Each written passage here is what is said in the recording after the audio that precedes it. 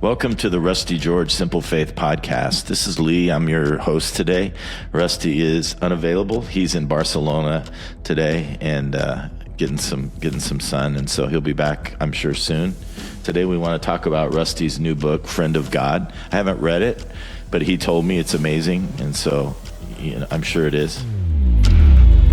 Hey, welcome to Leading Simple. Today we're back with a brand new episode with a guy who has been on the show before with his co-founder of the incredible organization called Growmentum. He's a leader of not only that organization, but also in a church. He leads artists, he leads leaders, and he's just a great thinker. His name is Lee Coate. He's a pastor out of Las Vegas, and he's written a book called Being Peter. He talks about the life of the Apostle Peter and how Peter really is some guy who is loud and large and in charge, and how Jesus uses that to literally change the world. And maybe you've got a personality like that and you think, I don't know if I fit in the church world or even in the leadership world. I think you're going to feel differently after our conversation today. Hey, if you haven't yet, make sure you go over and you subscribe to the YouTube channel. Make sure that you check us out there, Simple Faith on YouTube. We're also on Spotify and iHeartRadio, where you can share this with a friend. And today we get to hear from my buddy Lee. I think you're going to be blessed by that. Here we go.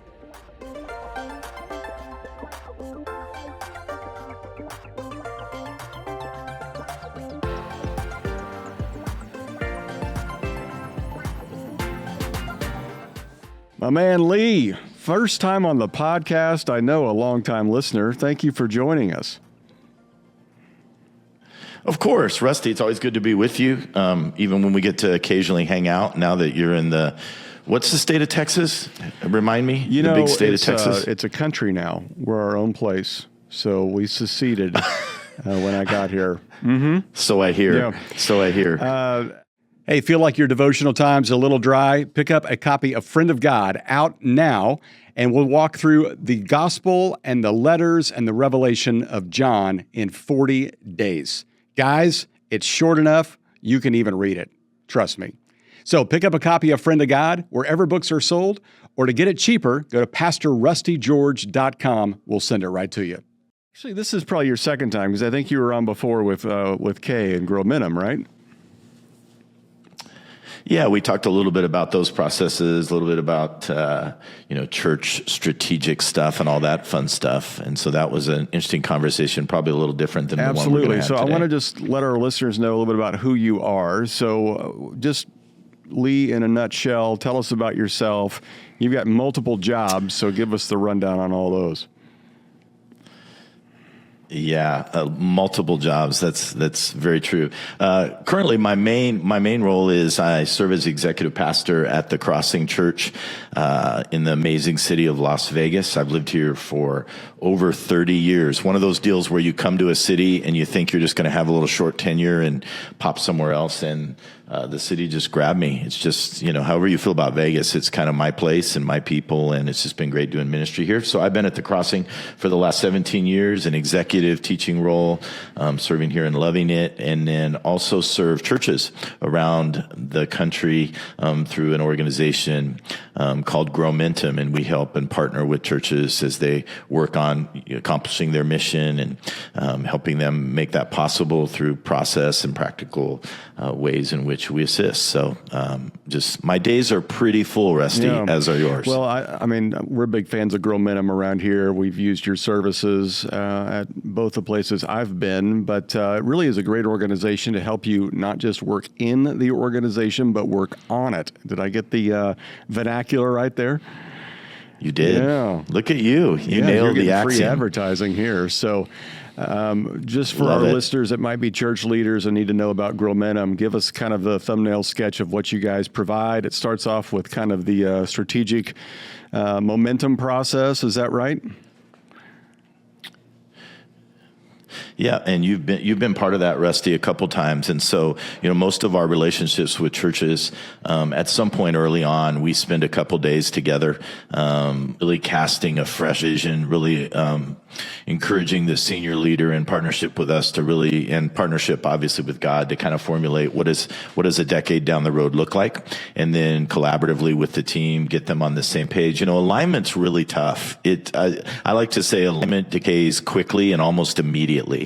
So, you're in a meeting and you think everybody's on the same page. And then by the time you walk out into the hallway, everyone started to get on a different page, not because of divisiveness. That's another conversation, but just because of well-intentioned different directions that they had. So part of our role is to come alongside long-term with leaders and their executive team and just provide that accountability. And everybody needs somebody that's not boots on the ground every day to be able to have fresh eyes.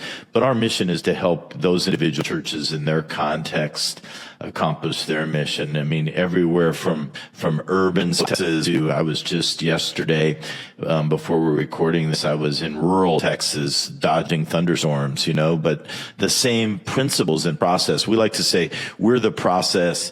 The church itself is the content. And so we're just helping to formulate that. So if there's church leaders out there, everybody needs that. We use it here at the Crossing. I kind of step back and I sit at the table and other people kind of guide us in that process. I think it's tremendously helpful if people aren't doing it, whether it's with Growmentum or some other helpful organization. I just encourage church leaders, especially if they're struggling to kind of figure it out and they're alone in their office wondering what in the heck am I supposed to do next, reach out and get some other input to help you get moving forward. Okay, well, we wanted to talk today about, you are now a published author.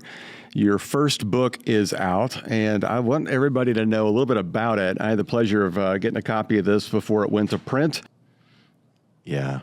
Writing for a lot of people, especially in some of the lanes that you and I walk in, is kind of a goal or an objective. We tend to have, especially over time and experience, kind of human thoughts and ideas, but the actual accumulation and structuring, et cetera, of all of that can be extremely intimidating. And obviously this isn't a podcast to talk about, writer's block and all those things, but I think I wouldn't need writer's block. I think it was just a point of mine from I feel like I have something that's important to say and to be able to capture that. And so to be able to capture it in a way that you can get it in front of people. And so being Peter is really a result of a lot of wrestling and a lot of massaging of different ideas. I've always kind of been a fan of Peter as a biblical character. I've always found him pretty compelling. We all have things when we teach or speak, if you're a church leader, that we go to. Peter is kind of my go-to. That's if I, hey, what am I going to talk about? I go to Peter.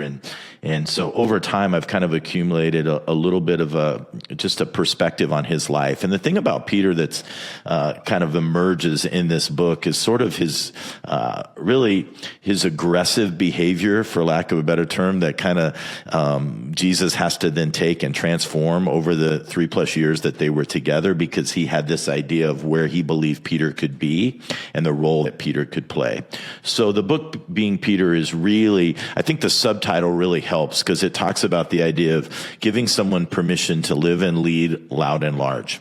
And I introduce in the book really a wiring. I call it a wiring. I don't want to call it a personality type. There's plenty of conversation around that, but a wiring that I call type I. And it's really this idea of individuals who can tend to be impulsive. They can be pretty inventive in their life. They're instigators. We tend to be pretty idealistic, and also another I word, kind of irritating at times as well for those around us. And so I kind of introduce in the beginning this idea of a type I wiring. And Peter, to me, is really the patron saint of that wiring, from his call at the Sea of Galilee on the shores there all the way to him emerging as really the early church leader that he became in the book of Acts. And so the journey of being Peter is really the journey of taking people who have some of that wiring and giving them permission, but also giving them guardrails to be aware of as they live that out. But it's also not just for type I's. So if you're listening, you're like, yeah, that's not me. Well, pause for a second, because also threaded through through the conversation in the book is you might be married to a type I, you might work for or work with a type I, work with others around the team. And so woven within the narrative is really the idea of how do we that maybe aren't wired that way, how do we give permission? Because Rusty, I think, and this is just my perspective, and so people may push back. I think the church in general, and I love it when people generalize the church, but the church in general has sort of told type I people a lot, like, hey, tone it down. Right? Like, hey, we love John the apostle, right? Because Jesus loved him. He was beloved. He laid his head on Jesus' shoulder. And so, we all go off to silent retreats and stare at our navel and do all those things. And that's good. I'm being a little bit sarcastic, but those things are really positive as far as spiritual formation.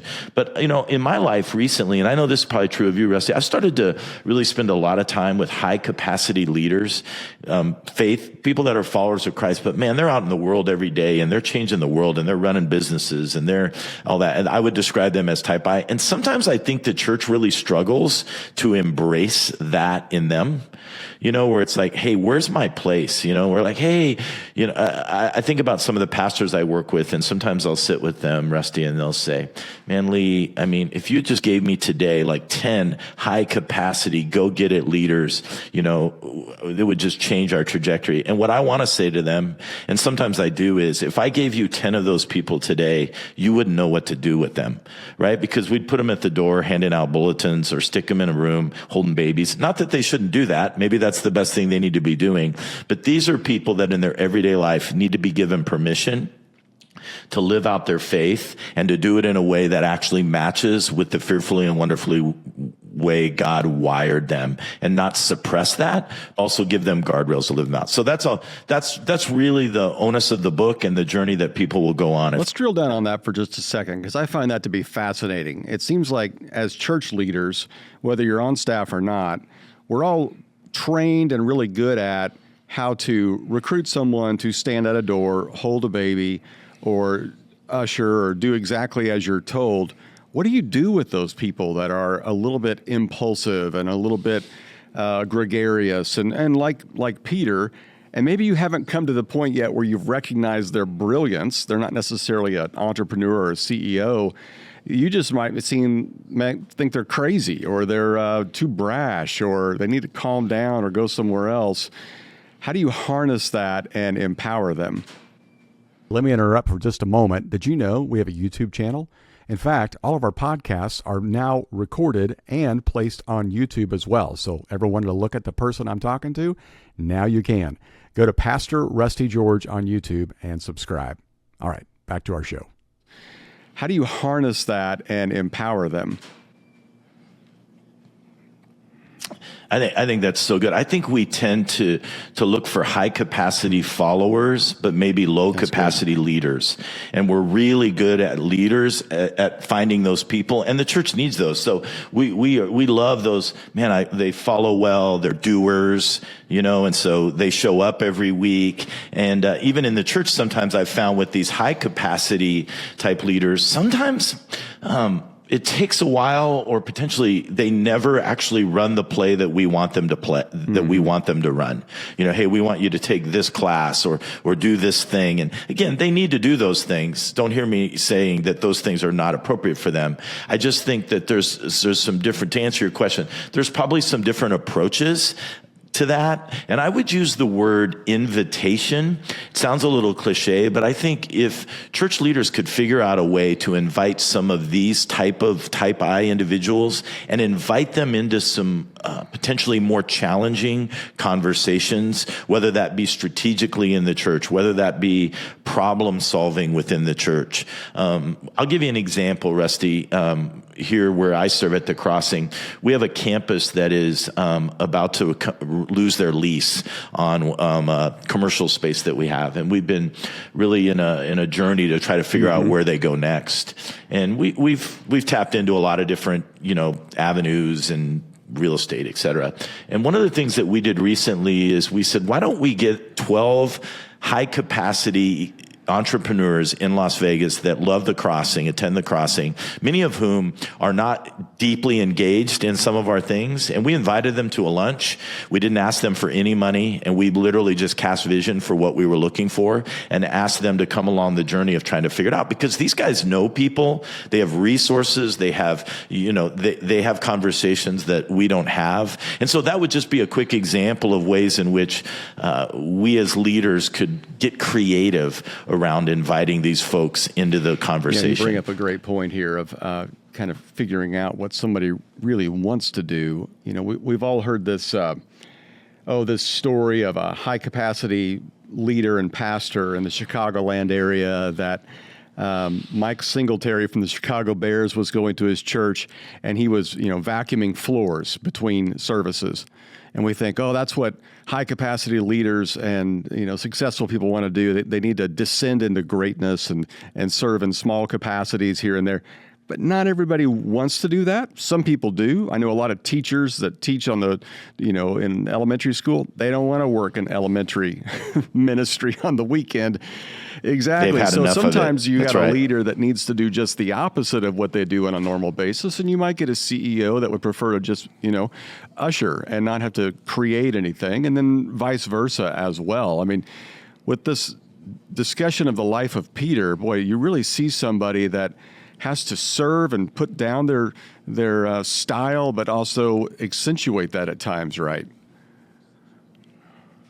And I have to believe that Jesus saw some of that. I don't want to get, too deep into the Jesus as leader conversation, but I would think that there was some godly intent when Peter was on that shore. The book itself, I spent the first 2 chapters. It was supposed to be 1, but it turned into 2, really talking about the idea of calling, which is a very churchy word that we use sometimes. You don't hear it out in normal conversations too much, but trying to really unpack the idea of calling is not necessarily professional ministry, but that calling is really discovering, how do I align with God's purpose, right? And how Peter saw, what fishing was, and how Jesus introduced him to a different trajectory of what fishing was going to be. But it required obedience on his part. So all this conversation, if I'm a type I out there, there is a level of obedience, right, that has to come into it, where it's not like, well, I'm a type I, so put me at the decision-making table. No, there's also a level of obedience and calling that have to go along with,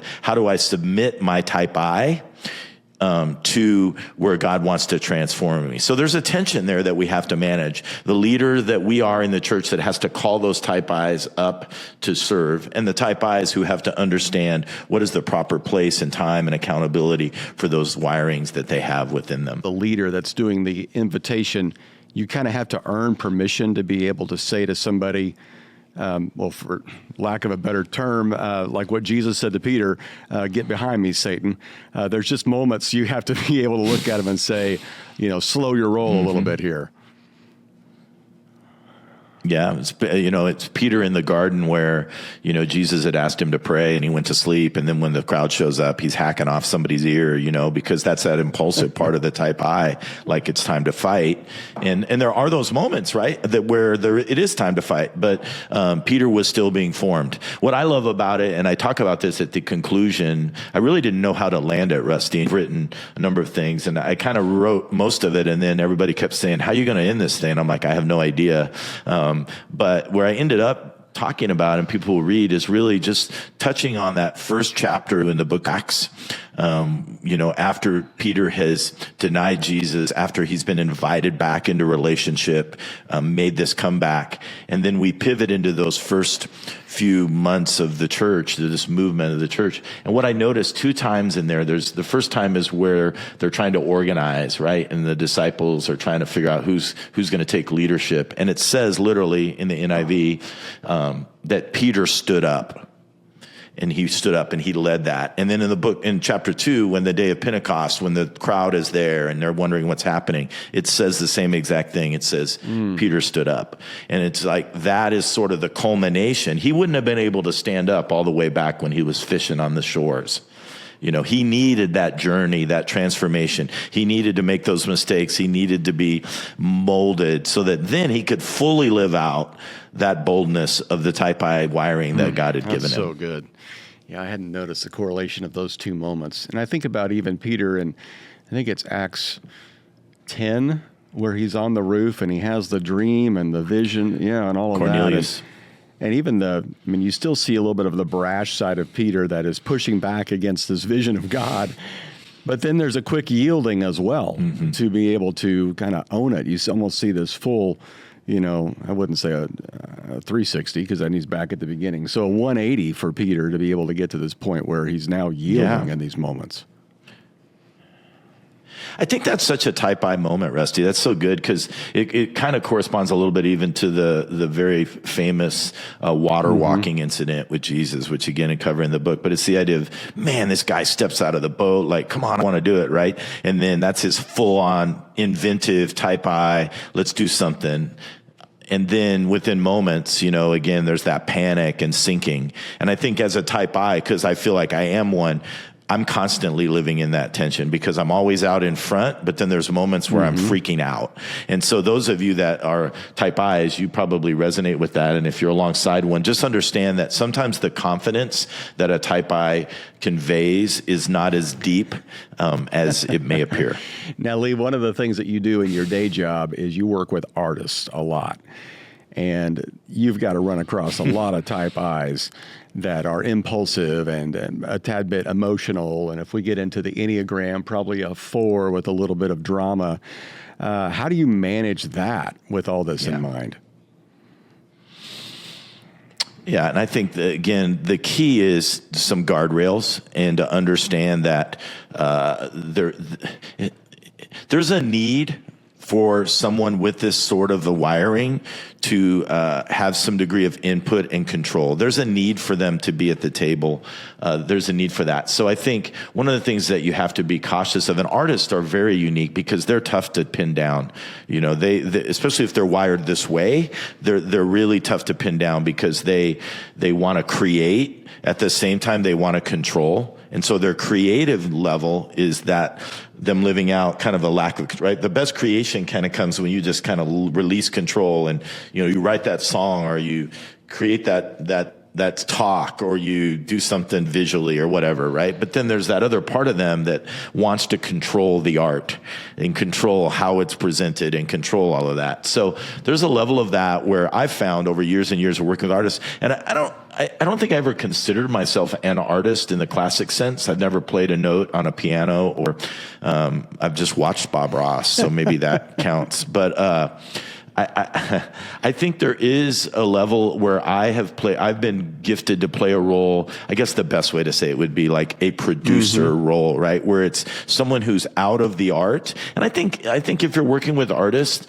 to help them understand the gift that a producer of their art can bring, and then allow them to actually operate and be the artist. So if someone who's leading artists can fully own that producer role, my role is to make your art, especially in the church, right? To really create space for God to really resonate with people, to create space for them. That's my role. I want to partner with you in that and help them see that. It sounds easier said than done for sure. There's definitely a skill to it because artists can be nuts, but if you can give them an understanding of you're with them and your goal is to help their art be received at the highest level, I think over time there can be a mutual partnership there that can be good. I'm still working on that all the time. That's that weird dynamic of, is this a maturity issue or is this a methodology issue we're dealing with? And that's kind of the savvy that you've got to figure out along the way. Yeah, I do. When I first started here, the funny part is the guy that I've worked for, Shane, who's our lead guy, Shane Phillip here, one of the first conversations we had before I was hired, because my initial role really was to oversee all the creative artists, he said this to me because I had been a lead pastor. I'll never forget. He said, I need somebody to be the buffer between myself and these artists who thinks like a senior pastor, but understands the artist. And so I was able, just because of life, to be able to come in and kind of think like an artist, but also understand that I need to be the buffer to the guy. As Shane always says, what you do on stage on Sunday, I have to answer for on Monday. And so I was able to play that role and still continue to do that, which was really helpful for us navigating, letting the artists go free, let them do their thing, right? But then providing that guardrail. Yeah, I remember we had a guy in our band who decided it was creative and fun if he wore big clown shoes one Sunday during the worship set. And part of me is like, okay, whatever. We're in California at the time, but But then, it happens to be like Compassion Sunday where we're talking about kids and poverty, and it just didn't meet the tone of the weekend.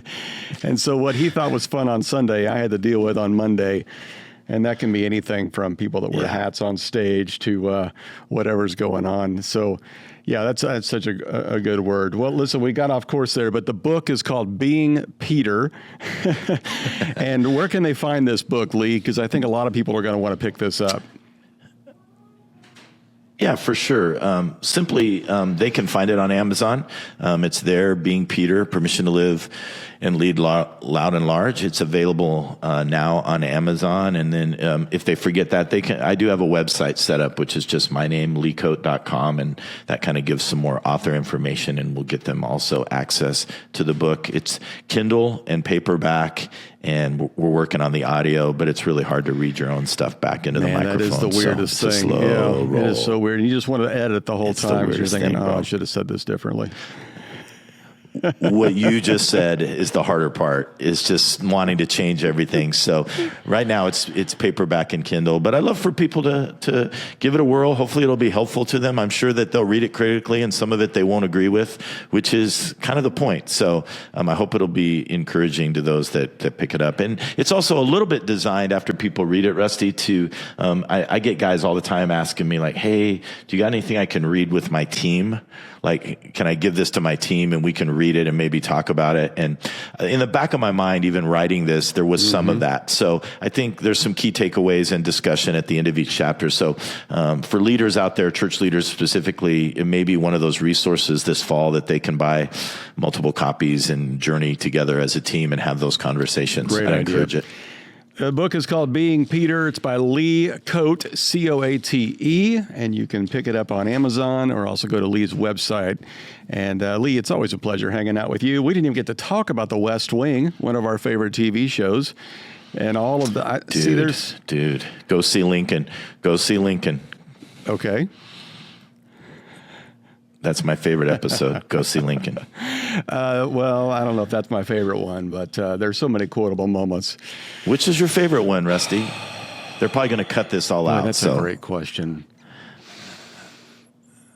You got to love the Christmas episodes. The Christmas ones are great. The one with James Taylor on it was great. Anyone with who was Shibboleth? Yeah, who was Shibboleth? The British guy that came in? Oh, yeah. Lord Marbury, I think is his name. Yeah. All the stuff with Sam Seaborn I just thought was fantastic. So, I mean, I thought it was great all the way through, but not everybody did.